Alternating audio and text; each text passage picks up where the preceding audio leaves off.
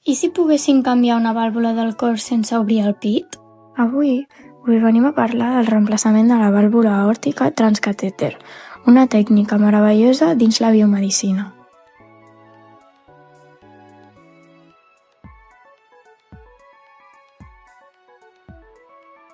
Amb l'envelliment de la població, les malalties cardiovasculars són cada vegada més freqüents. Una de molt comuna afecta la vàlvula aòrtica, que regula el pas de la sang del cor cap al cos. El TAVI és una tècnica que permet substituir la vàlvula aòrtica sense haver d'obrir el tòrax.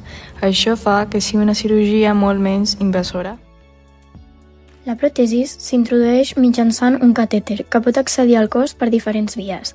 Per exemple, via transfemoral, via transaxil·lar, via transpical i d'altres. Tot el procediment es controla amb rajos X i sistemes de monitorització cardíaca a un quiròfan híbrid. En persones majors de 80 anys, la reserva funcional dels òrgans disminueix, sobretot en els pulmons, ronyons i pàncreas. Per això, el TAVI és especialment útil, ja que redueix el risc i facilita una recuperació més ràpida. Tot i que existeixen riscos, els estudis indiquen que sovint el risc real és menor del que s'estima.